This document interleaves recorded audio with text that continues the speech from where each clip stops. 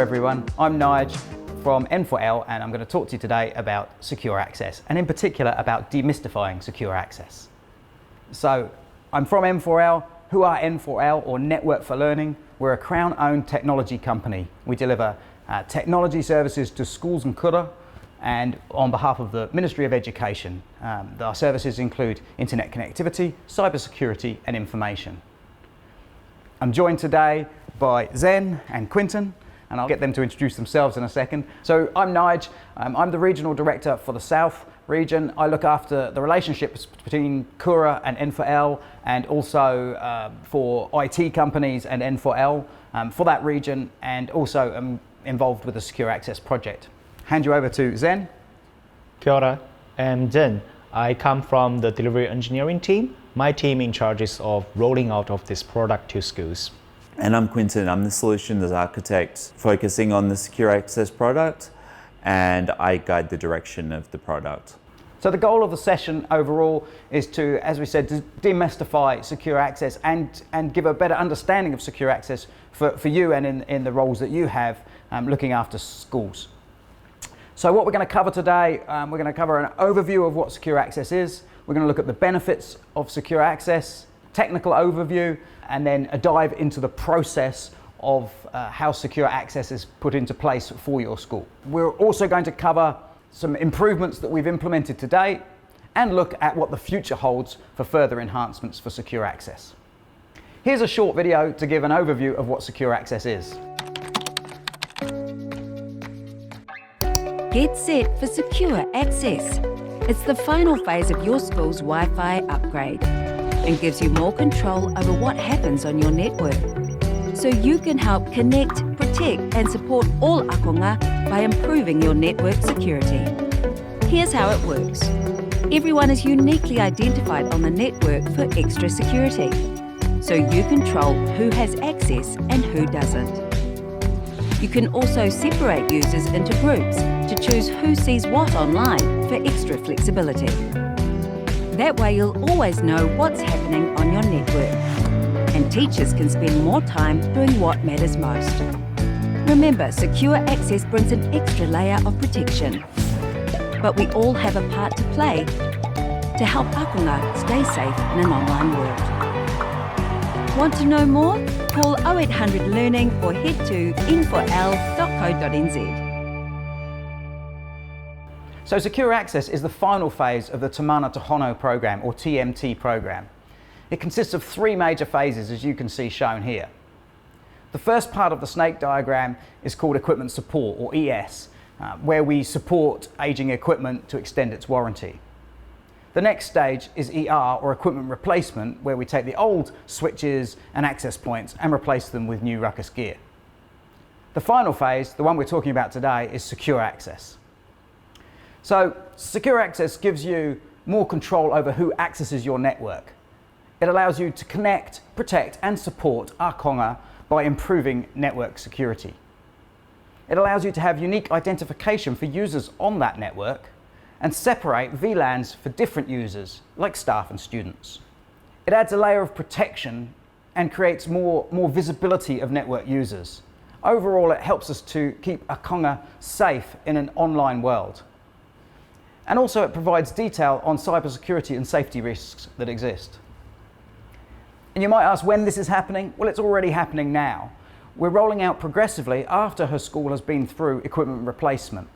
So far, we've already conducted SA on over 400 schools. So the key benefits for schools and kura are the visibility and control over your network. That allows for things like different rules for filtering for different users. As we move towards self-service, there'll be a platform to be able to get more detailed reporting, filtering and network management over your own networks. The key benefits for teachers and for students are that you're connecting to a safer network. We're also promoting digital citizenship. So we work closely with CERT and NetSafe to promote the idea of being safe in a digital world. It also uses your existing identities and passwords so that you're not having to sign in several times to your network. So Nige, how about the IT companies? What's in it for them?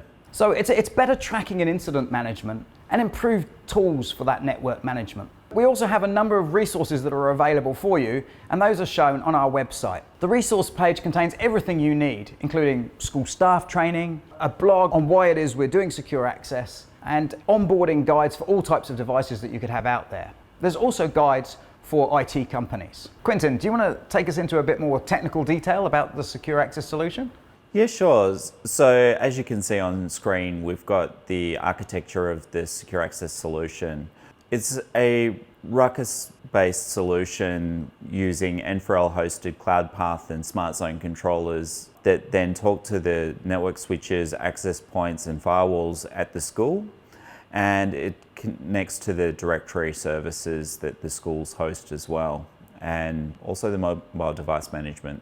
So Quentin, looking at the flow of authentication, imagine if I'm holding a mobile phone that's already enrolled into school's secure access network. How does the authentication actually happens when I'm trying to connect to their Wi-Fi? Yeah, so when you connect your mobile to the Wi-Fi network, it will talk to the AP, which will send a request back to the Smart Zone controller. The Smart Zone controller will get a proxied response from the CloudPath server, which will give the authentication details around the enrollment record and respond with the relevant VLAN that's hosted on the firewall. So I will be placed in the correct network if I'm a staff or student based on the authentication reply. That's correct. Cool. And how does the security controls come in place? I know we talked about the authentication happened. Now I'm in the right network. How does the control of each network and the filtering and security to internet happens from here? So all of the VLANs are hosted on the FortiGate firewall based at the school, and all of the filtering policies and security rules are hosted on that firewall.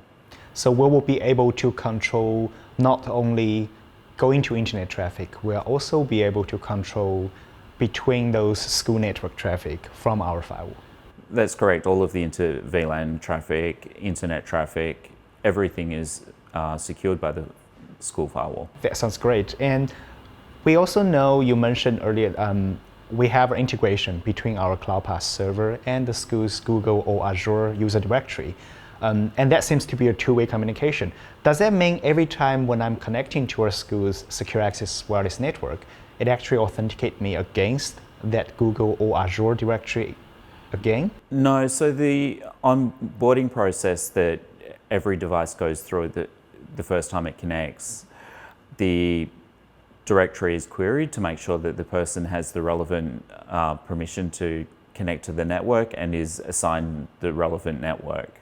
After that, an enrollment record is created within CloudPath, and the enrollment record is what is queried every time. So once you connect to the network, as long as that enrollment record is still active, then you'll still be able to use the device without querying the directory every time. So that sounds like we don't really have to enroll ourselves time and time again every week or every month. How long does this enrollment record active for usually? So by default, we set a 3-year period for the enrollment record. The school can request a different period if it's required, but we feel that 3 years is a good time period based on the usable lifespan of devices. What about the network switches there? Are we secure all those wired ports on the switches as well? What if I plugged in a device? How does the network know where I belong to? Yeah, so all of the wired devices are also using that same network segmentation. For wired devices, we assign the MAC address to a certain VLAN, and that will allow us to make sure each device is connected only to the correct segment of the network. So that means once the enrollment or registration of the device MAC address is complete, no matter which port I'm plugging to, they will be automatically recognized. Yep, that's correct. And it also means that an attacker that has physical access to the network won't be able to use the network because they won't be assigned the correct VLAN or any VLAN. That sounds great, thanks. So one of the key components of secure access is the network segmentation. By default, we provide the school with the staff network, student, shared devices, and guests, as you can see on the screen. We can provide further segmentation if required. For example, if you have different year groups needing different access. So why do you segment and separate into these different VLANs, Quentin? What's the reason for that? Yeah, we segment into different VLANs so that you only get the access that you need. For instance, staff will require access to things like student management systems that you don't really want the students to have access to, and this prevents compromise of critical data. Also, it minimises the impact of viruses. If a virus outbreak were to occur on a network, it would be limited to the network that it occurred in. So if that was the guest network, it would be limited to that. So the devices, how do we onboard them onto the network and onto the right network? Our recommendation is to use the mobile device management system to manage your devices within the school. This allows for us to create a profile and push that down to the devices, and you don't need to touch every single device. The mobile device management, the MDM, is that just for mobile devices? Is it just for phones and tablets, or? No, modern MDM services can support laptops, mobile phones, tablets, basically any device that you would be connecting to the school network for a user. Does that mean N4L will have a centralized control of all those MDM profiles, or the IT company who helping school can actually do this by themselves? So as far as N4L's concerned, we don't manage the MDM solution. That will be managed by the school and subsequently the school's IT provider. So we'll provide more support for them to help them do those kind of deployments. Yeah, definitely. We'll provide support and guidance to get it configured correctly for the secure access solution. So what about devices that aren't managed by this MDM, the school? So for devices that aren't managed by MDM, we have an onboarding portal for your school, and each device needs to be onboarded using that portal. And other devices that they might say students bring in, BYOD? Yep, BYOD and unmanaged school devices will be treated the same way, just using that onboarding portal.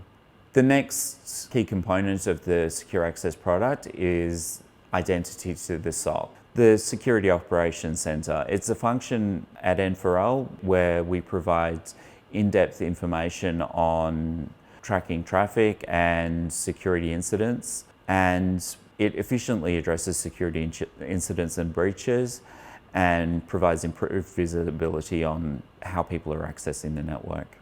So that explains the sort of school, and staff and students, but what about when visitors, guests come into the school? How do they get access to the network? So we provide the school with a couple of options to decide on how they want to manage guest access. Our preferred option is the voucher-based system, which provides individual daily access for guests coming into the school, but we also do provide a simplified option. Which option should schools use in this? I mean, I assume they have a choice. Yeah, so the school has a choice. Obviously, our preferred option is to use the voucher-based system because that provides more insight into what the guests are doing on the network. But based on feedback we've had from the schools, we understand that the administrative overhead of managing those individual guest access can be a little bit much for especially the smaller schools. So we've provided this simplified option. All right, and it's still secure? Yes, it's still secure. Every guest is still isolated on the network and all they have access to is the internet. But what you do lose over the voucher-based system is the understanding of what each user is doing. But based on the fact all the guests will be sharing one password on a simplified network, is there any other risk we would recommend people to practice this better for security?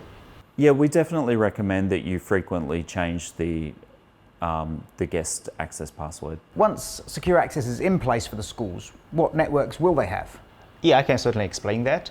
As you can see on screen of examples, what we normally do for school after secure access, you have Connect Wi-Fi, which is a landing page for guests to log in with a voucher or for new user or device to enroll manually. We also have N4L Wi-Fi. It doesn't have a fake VLAN. It relies on the CloudPass authentication to give you in the right network. The differentiation of N4L Wi-Fi and the school devices Wi-Fi are the different types of authentication we used. One is based on certification, one is based on DPSK. You would also find onboarding Wi-Fi on this table, but it's actually mostly hidden. And it is only used by you as IT professionals at school to onboard a brand new device out of box that they are unable to finish any complex enrollment yet. So we give you a minimum internet connection. The last one, but it's actually quite important, is the N4L backup Wi-Fi. It provides a disaster recovery connection. When all the N4L service were actually done out of any incident, this one will give your school a minimum internet connection whenever it's possible. So you mentioned a number of networks, Zen, but you never mentioned staff or student. Are those not networks? Let's talk about the terminology here. So on the table you see the SSID name of the Wi-Fi networks, which is most visible for end users when they connect their phone or laptop to the network. Staff and student are actually the segmentation of the network we put in place. So if you look at the table, we say dynamic VLAN on N4L Wi-Fi and school devices Wi-Fi. That means on the back end, the server will control you to be on a staff network or student network. Right. When you're connecting to those Wi-Fi SSID, it's all dynamic and it's controlled by the backend server. So you would often see at school when many users connecting to the same N4L Wi-Fi SSID, but on the backend, they were actually placed on different staff student network. So that makes sense, but it's a school environment, so users leave all the time, students and teachers can leave. What happens under those circumstances? Yeah, we do have a new feature for this to better control this kind of situation. I'll let Quentin explain more details. Yeah, so we've introduced this new feature called ULM. ULM, what does that stand for? Yeah, we call it user lifecycle management because we're managing the lifecycle of the student or staff members' accounts with the directory. As I was mentioning earlier about the way the cloud path authentication occurs, it only occurs during enrollment. So we've created a service that ties in with the directory, and whenever there's an update of the directory and an account is disabled, we disable access within CloudPath so that the user can no longer access the network. All right, so it's automatically in sync with the user being at the school, and if they're at the school, it gives them access to the network, and if they're now removed from that, they then can no longer access them. That's correct. Brilliant. As long as school keeps their user status in the directory accurate, CloudPath will be able to read that. So all of this sounds like quite a big change in the ways that schools will have to operate. How will they have to change the way to work under secure access? Yeah, so as a lot of schools will be operating with a flat network currently, we understand that there is a bit of change for the school to use the secure access product. First of all, you'll need to understand that every device needs to be onboarded to the network. This is a one-off process for each device, and it allows us to get the devices onto the network into the correct segment. That sounds like a lot of work to enroll each device individually. Is there a better way to do that? Yes, so our preference is definitely to use mobile device management services at the school to manage the school-owned devices. This allows for a smooth, seamless approach where you don't have to touch every single device. All that you will need on the device is to connect to the network. That was the onboarding network you were talking about earlier, Zen. And that will automatically configure the device for the secure access network. For the unmanaged school devices and BYOD devices, we do have an onboarding portal that you can go through for each device and configure for the network. So that's on the guides that we talked about back in the resources for each of the devices? That's correct. Right, okay. So what other ways are schools going to need to change the way they operate? Yeah, so for shared devices, they'll also need to be onboarded to the network. If these are wide devices, we need to put the MAC address of the device in and assign that to the correct network. For things like printing and casting devices, we need to also correct that. You mentioned casting devices. Now I know Chromecast has been an issue for some early schools when they changed away from flat networks. What are we doing to make that work better for schools? You need to understand that casting devices, Chromecast in particular, are designed for home networks. That they weren't really designed for the school environment or network segmentation. So what we've done to work around this is put them into the staff network, and we recommend that schools use collaboration tools to allow students to cast. In the shared devices enrollment or onboarding, Are they quite different from the normal user, like a staff or student? Because we mentioned earlier we need a user directory account to log in and finish the enrollment process. But obviously those devices doesn't have a user account usually exist in school. Yeah, so when we enable secure access for your school, we ask the school to assign certain people to this for this process, and we authenticate based on these particular users and give them access to onboard shared devices. So we've got everyone and everything connected. What happens when a new teacher joins the school? Yeah, so when a new teacher joins the school, we assign certain attributes to the user directory. This will classify the user as a teacher. So then they're just automatically put into the right network? Yeah, that's correct. Yep. As long as that user's group or security group attribute is correct in the user directory, we will be able to read those information when the user actually being authenticated against the directory. So there is an example showing when you use Azure AD as the directory, how we classify those attributes in our system. For Google, we use the department by default.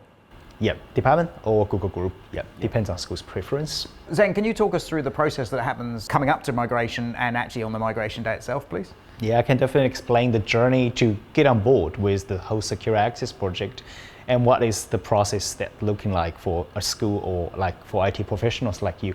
Let's first dive into the key roles and responsibilities for everyone involved. It is a job collectively done by N4L, N4L's IT partner, and IT professionals supporting school like you, and the school staff and principals. We do want to migrate most of the users and devices onto school's secure access network during our migration process. There are certain things we definitely need your help. Those include third-party devices, for example, heat pumps or a solar panel controller that not managed by N4L. We need your help to discuss with school how those things can be reconfigured and connected to the new secure access network after we turning off their old Wi-Fi. We also recommend you as IT professionals helping school to be presented with school either on the migration day as well as the whole discussion and design process. For example, we have 2 visits with our IT panel and the school. You are preferred to be presented, so you understand this whole journey end to end and you understand the changes involved and how to use this product in future. That will help you support the school better. So perhaps take us through the key stages. Yep. The key stages all starts with the first visit, our IT panel coming to our school. In the first visit, we will complete an important document called Take Survey, and then our IT panel will discuss with school principal what's the best day for that school to go through the actual migration and what kind of task needs to be carried out on the day and what kind of schedule is looking like on the day for each step to happen and what are the users going to be involved, when are those devices need to be ready, all sorts of the important information. And then our IT panel will come back to N4L with the designated N4L delivery engineer to finish the whole design of your school, finish all the pre-configurations, provisions for the school in all the backend systems. And then we will come to the school to do the second visit. That's where the actual install or migration happens. On that day, we will make changes to your network. We will help all the users and devices connect to the new network. Eventually, we will turn off your old network. And it marks as a completion when the principal acknowledges all the tasks were completed and all the tests were passed. So can you take us through perhaps a bit more detail about that first visit, the tech survey? Tech survey is a very important piece of document we use to collect information for our design, and those are mostly the technical information that's important for that school. For example, we ask school what kind of user directory they use, how many users are there, how many devices are there, what type of devices you have, and anything that could influence our design decision, like if you have another firewall behind the N4L managed firewall, or you have multiple other third-party devices like a VoIP system or a solar panel controller that depends on our wireless network. So we will put those as inputs of our design. and we'll provision them accordingly. That's the first visit. Then there's a second visit, which is the migration day itself. What happens on that day? The second visit is actually the actual migration happens day, and it's going to be a long and full day with a lot of tasks needs to happen. If you read another document we provided that's called migration plan, it actually laid out all the tasks that needs to happen end to end. It's essentially our run sheet. On the day, we would like all the users and devices to be ready according to what we planned in the first visit, so we can migrate them to the new network. We would also deploy our firewall configurations for the new segmented network, so everything should be working as what the school would want after we made the change. Another important thing is training. We will deliver our training to the school. Usually that's for nominated staff, so they understand how to use this new network setup in future, how to onboard a new device when needed, how to help a guest coming to school connected to school's Wi-Fi, all those sorts of good stuff. We do need to use administrative access into all school system, for example, their MDM system, their user directory system to finish our configuration provision. So it's an important piece of task at the end of this day, or the password we use being reset. So the administrative access being removed from N4L and N4L's panel and returned to school. We do a pre-test and a post-test before and after we make the change. So we establish some baseline of your network performance. That is to make sure for this particular project deployment, we only change the way how people authenticate to the network and how the network is segmented.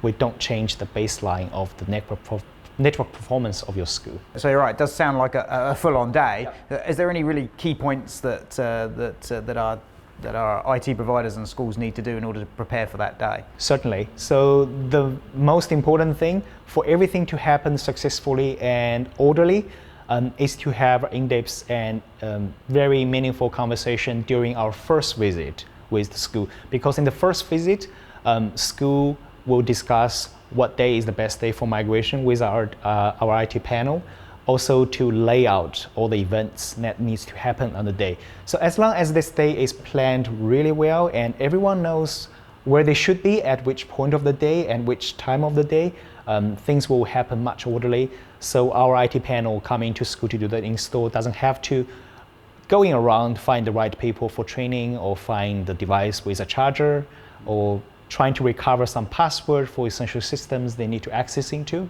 So are there any common issues you see, things that go wrong on migration day? Yeah, certainly we do see some common flavors on those issues.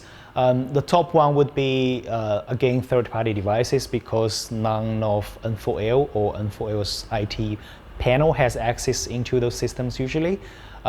It is important to understand how those third-party devices actually connected to school's network. Is that wireless or wired? Because we're going to turn off the old wireless network at the end of the day, and the connection for those devices will be cut off and school will not be able to use them if they're not configured correctly by you as the IT professionals supporting those schools. Also, if we do observe any issues in the gaps between our pre and post test result that suggests we might have changed something on the network performance, then we need to address those issues and dive into it and resolve it. So how and when does the training occur for people on this call, IT providers? So the arrangement of training is actually flexible. We didn't really fix a time slot. It has to happen at a certain time of the day. It more comes back to school, how school feels most convenient and comfortable. For example, most school would choose the trainings for staff happen at a lunch break because that's when most of the staff can attend to. It is definitely a choice of school, and it can be discussed between the school and our IT panel. I know we've made a number of improvements to Secure Access product based upon the feedback we've received to date. Can you perhaps tell us about some of the improvements that we've made? Certainly. There's something Quentin already mentioned, like UOM or a different option against access. There are a few other things we're trying to improve as this product evolving. One thing is how we control the URL for the enrollment portal. The DNS record for that enrollment portal used to be hosted under a school's own domain. That caused challenges on how to access the records and caused challenges the certificate error prompt when HTTPS redirection happens between domains. So now we choose to host those DNS record within N4L, and it's just a smoother process to manage this. We're also working closely with main printer companies who has presence in education sectors. For example, like Raycon, Sharp, or Fujifilm. The most common flavors of issues we've seen so far with printing are related with like Bonjour cross VLANs or Papercut mobility print setup cross VLANs. By having those meaningful conversation and deep involvement with printer vendors, we now have some common use cases collected, and we do have recommendations for the best practice for your school in case you go through secure access and we do have to change settings on the servers to cater a segmented VLAN network. So if a school is suffering from printing issues post-SA, we can help them out? We can definitely jump in, and it's going to be a collective effort between N4L, the printer vendor, and IT company who look after school, because normally if you have your existing setting catered for a flat network, then there are likely to be configuration change required for the print server to still working under a segmented VLAN network. So what steps can we see in the near future for secure access, Quentin? Yeah, so we're always trying to improve the product, and we're driving improved user experience. One of the key areas that we're focusing on at the moment is the guest access into the school network, and we're building a new guest enrollment portal that will provide an easier and better way of enrolling your guest network. Alongside this new portal, we're also going to be introducing a couple of new categories of guest access.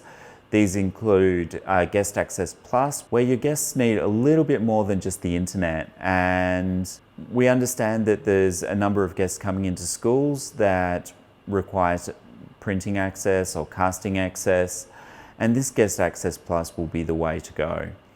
We're also working on a solution for professional visitors. Is that professional visitors like PLDs? Yeah, that's correct. So the PLDs, or professional learning and development providers, are a bit unique in that they're going to a number of different schools, but they also need that Guest Access Plus with the ability to print and cast. So we're working to enroll them once. They'll be onboarding their devices onto the N4L network, and then they'll be able to roam between the secure access schools with that access. So as a PLD, if I enroll into one school and then I go to another school, it will happen automatically? It will be seamless? That's right. You'll get exactly the same access across all SA schools. And we're also continuing to improve the product. Thanks for watching. Thanks, guys.